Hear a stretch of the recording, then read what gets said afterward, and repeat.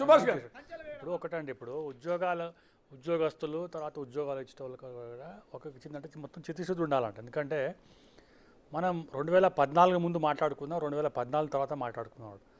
2 నిమిషాలు కనుక మనం 2014 కనుక ముందు కనుక చూసుకుంటే తెలంగాణ రాష్ట్రం రావాలన్నప్పుడు మెయిన్గా నిరుద్యోగులు, ఎందుకంటే మా ఉద్యోగాలు ఏంటంటే ఆంధ్ర పాలకులు లేకుంటే వేరే వాళ్ళు తీసుకెళ్తున్నారని చెప్పి ఉద్యోగస్తులు తర్వాత నిరుద్యోగస్తులు కూడా వచ్చినాయి అన్నాడు. వచ్చిన తర్వాత 2014 నుంచి 2024 వరకు కనుక చూస్తే మనం గత ప్రభుత్వం అంటే ఇప్పుడు మనం ఫ్యాక్ట్ మాట్లాడాలండి. వాళ్ళు ఏంటంటే మనం ఇష్యూ మాట్లాడాలి. ఎందుకంటే ఒక బర్నింగ్ టాపిక్ ఉంది, దాని ఏంటంటే మొత్తం అంటే రాజకీయం చేస్తే ఏంటంటే నేను కూడా రాజకీయం చేయొచ్చు, కానీ న్యాయం జరిగేటట్టు మనం మీ ద్వారా ప్రజలకు తర్వాత అంటే ప్రభుత్వానికి ఒక వారధిగా మనం చెప్పేటట్టు ఉండాలన్నట్టు. ఇప్పుడు ఇప్పుడు ఇప్పుడు ఏమవుతుందంటే ఇప్పుడు కాంగ్రెస్ పార్టీ అధికారంలో రాకముందు ఏం మాట్లాడింది, కాంగ్రెస్ పార్టీ అధికారంలో వచ్చిన తర్వాత ఏం మాట్లాడింది, బీఆర్ఎస్ పార్టీ అధికారంలో ఉన్నప్పుడు ఏం చేసింది అనే దాని మీద ఏంటంటే డిస్కషన్ పెట్టాలి.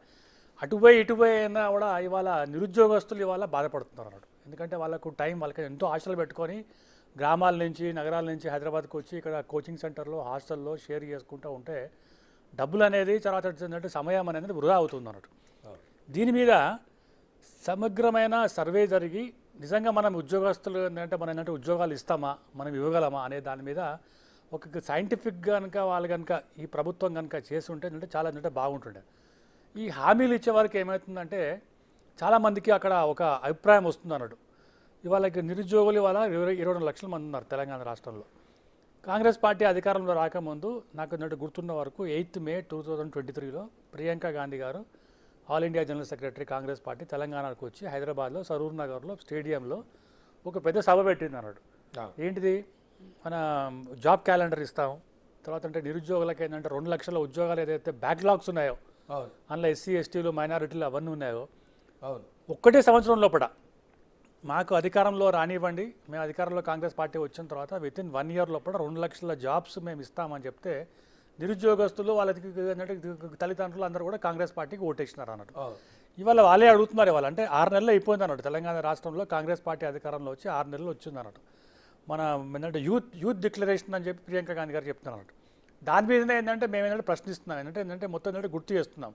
మీరు సరిగా అవగాహన లేకుండా ఆ యూత్ డిక్లరేషన్ చేసి ఇవాళ ఇక్కడ ఉద్యోగస్తులకు ఎవరైతే ఉద్యోగాలకైతే ఆశపడుతున్నారో వాళ్ళ మీద ఏంటంటే ఇటువంటి ప్రయోగాలు ఏంటంటే చేస్తుంటే ఇబ్బంది పడేది ఎవరు, తెలంగాణ రాష్ట్ర ఉద్యోగస్తులు. తర్వాత ఏంటంటే ఉద్యోగాలకు ఏంటంటే అప్లికేషన్ పెట్టుకున్న వాళ్ళు.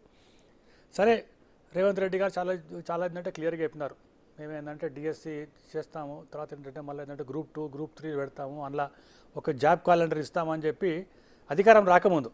ఇవాళ వచ్చిన తర్వాత ఏంటంటే ప్లేట్ ఫిరాయిస్తున్నారు. నేనంటే బీఆర్ఎస్ పార్టీ కూడా అదే చెప్తున్నాను. బీఆర్ఎస్ పార్టీ కూడా ఏ ఒక్క పరీక్ష పెట్టినా కూడా అది 10th క్లాస్ కానివ్వండి, ఇంటర్మీడియట్ కానివ్వండి, మన గ్రూప్ 1 కానీ గ్రూప్ 2 కానివ్వండి, ఏదైనా కూడా పేపర్ లీకేజ్ అనేది చాలా క్లియర్గా వచ్చింది అన్నాడు. అంటే ఇది కావాలని చేసినారా, లేకుంటే ఏంటంటే ఒక అవగాహన లేకుండా చేసినారా, లేకుంటే ఉద్యోగాలు లేవా, ఉద్యోగాలు ఉన్నాడు అంటే బడ్జెట్ లేదా అనే దాని మీద లీకేజ్లు బాగా పోయినాడు. చాలా ఏంటంటే ఇబ్బంది పడుతున్నారు.